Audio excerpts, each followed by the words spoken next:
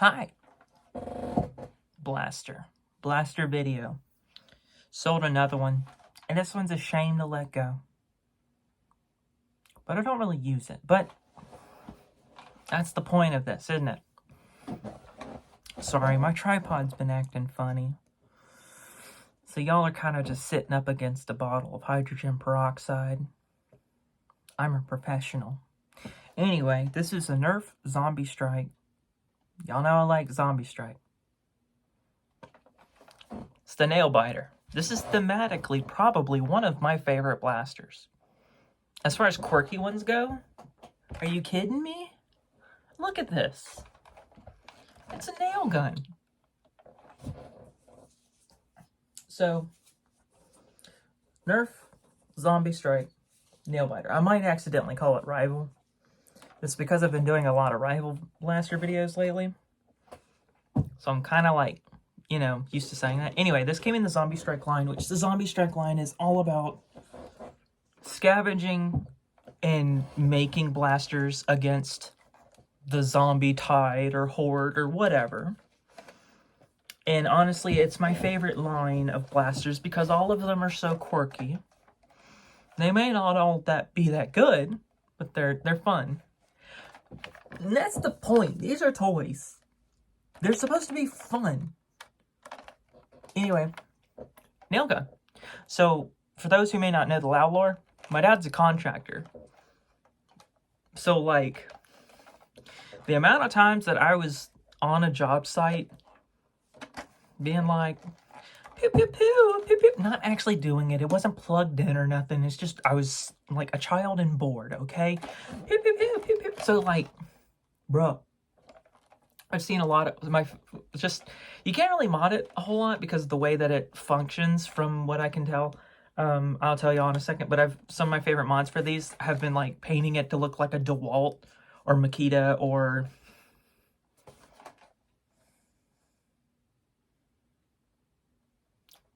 Craftsman.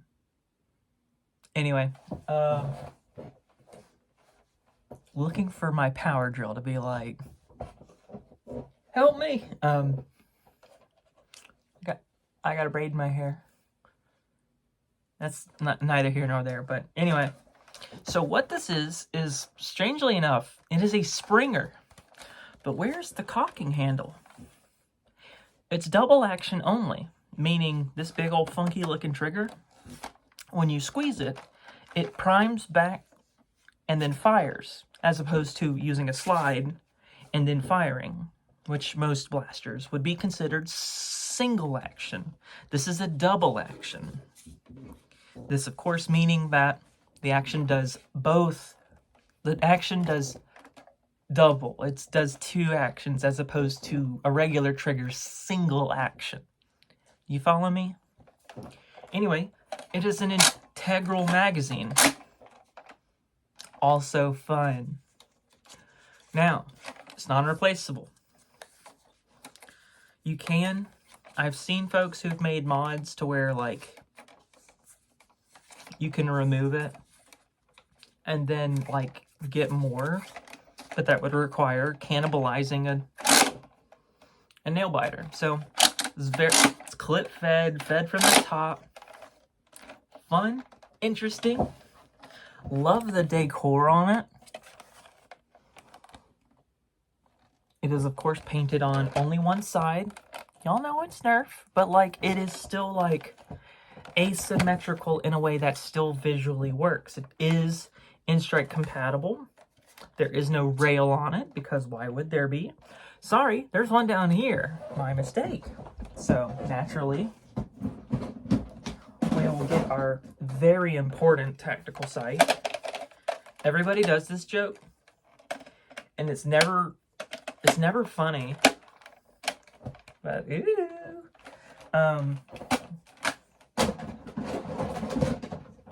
I used to actually have, like, yo, here it is. It's the screwdriver flashlight. Let's go.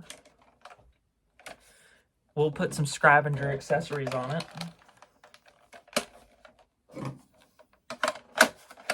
There we go. Now we've got this Zombiestrike Tacticooled up.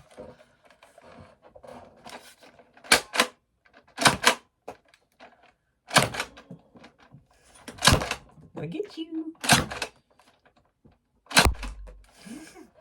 So as you're firing the magazine, well, actually it is a magazine. It's also the clip. Uh-oh. That's semantics, though. So pulling the trigger also indexes the magazine upwards. And then when it is empty,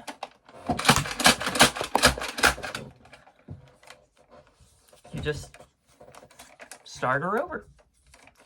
Now, you may notice I'm operating this with one hand. Yeah, that's the cool part of it. Also, it fires as fast as you can pull the trigger. It is a little annoying to like squeeze. It's kind of rough on the hands. Also, if you do like a front, you kind of have to tuck it in. So we're gonna get rid of this. So also you do have to, sorry, this one strand is bugging me. It bugs me in every freaking video I do. I found that using this with a good stock, not like a collapsible one, and some sort of, hold on. Okay.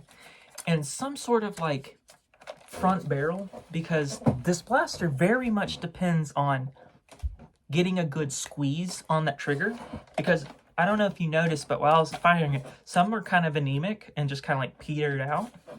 So it's actually almost better to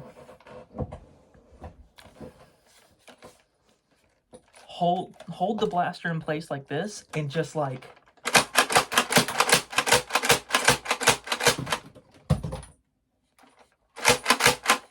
something's, oh, you are jammed. Get out of here. Now, this is annoying, in which if you have to stop, well, you can top it off. We know I love a blaster I can top. You do have to like find it. It's kind of like the Busby blasters with the indexing clip. It's kind of annoying to stop and then start. It's just easier just to unload the whole thing, then reload it, and then, but see, I wound up skipping that one. So we'll put some more in.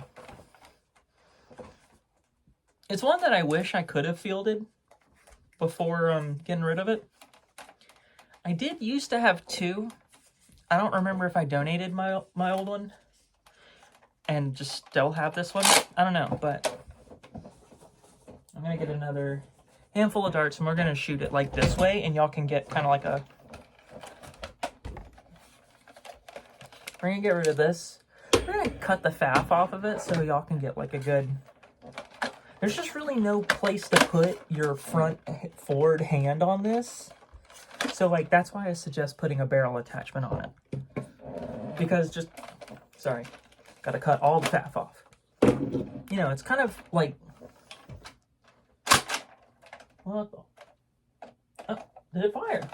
It did. I didn't even see it come out.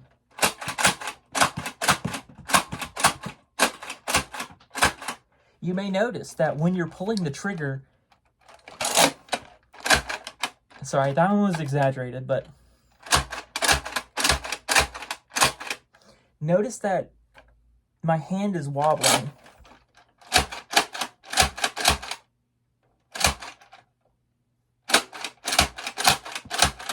Like, doing that with one hand a lot and like, you know, holding it out pistol style, that gets tiring very quickly. And you don't realize that if you're like, folks were like excited because they could dual wield these, sure, that's fine, but think about it, like, because you're really, when you're holding a gun or a blaster, we're gonna use this as an example.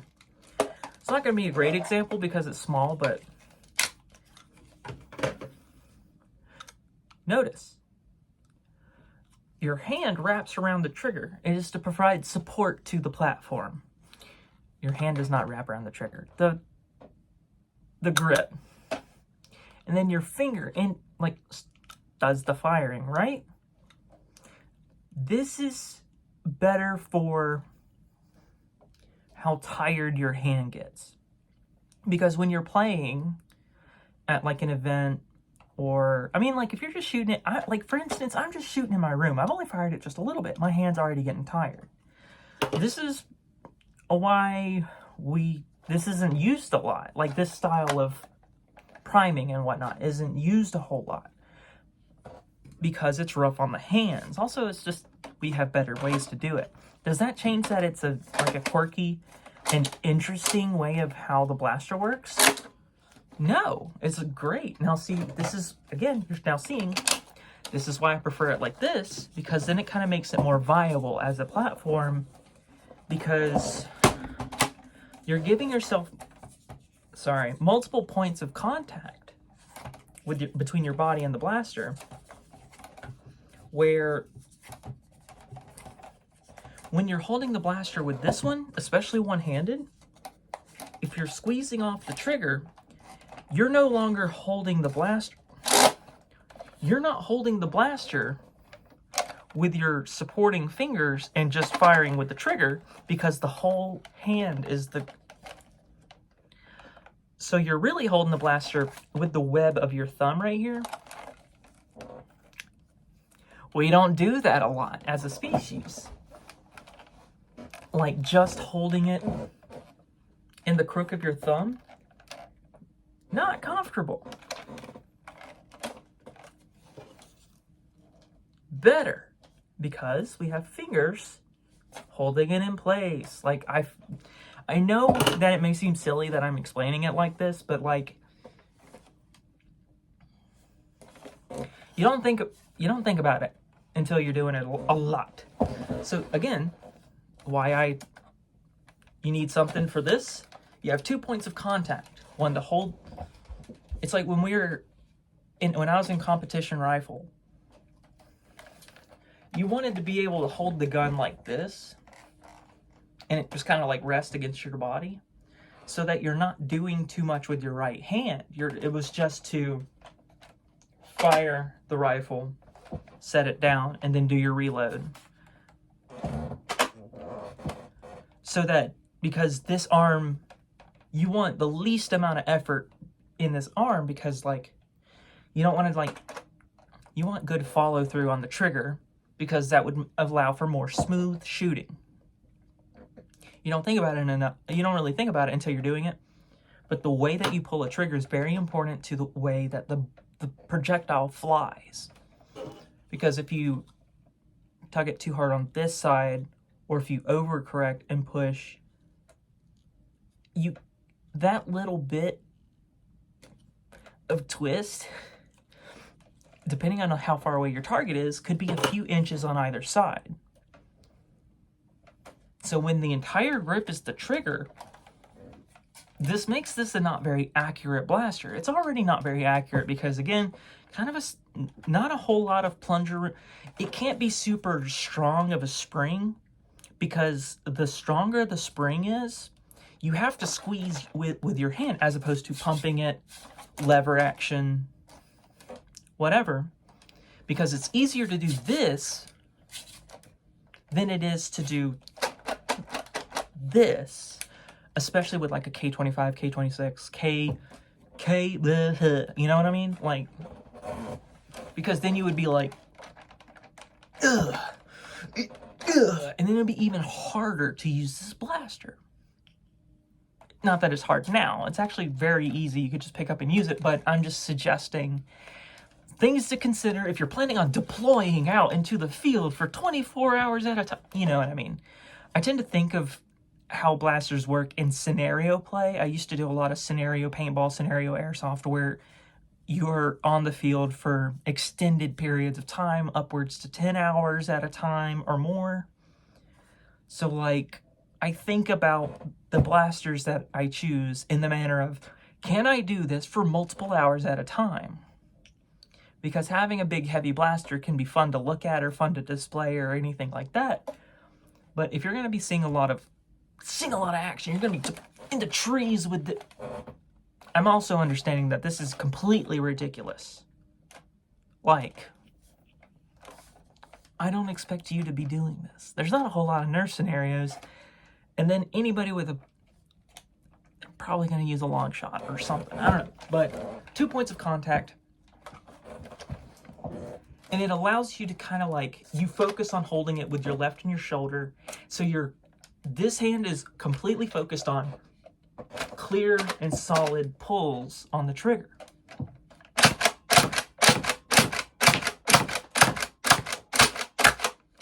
Instead of like... So this is my completely over-thought out and over-explained on how to effectively use the Nerf Zombiestrike Nailbiter. Would I pick this up at a thrift? Boy, absolutely. Boy, would I. I'd get another. Like, they rule. Look at this. It's so cool. It's like the dinosaur blasters. Like, again, having tactical ones that look like the stripe, that look like the rapid strike, those are neat. This is a toy. Allow me to pretend that I'm running around with a nail gun. Anyway, y'all get the point. Blaster cool. I don't think you can find it on store shelves. Other than like thrift stores or whatever. It's a damn shame. Anyway, this is Devil Gal Lao signing off. Thank you for watching. I'll see you in the next video. Bye-bye. Markiplier outro music. This is the second time I've made this joke today. See ya.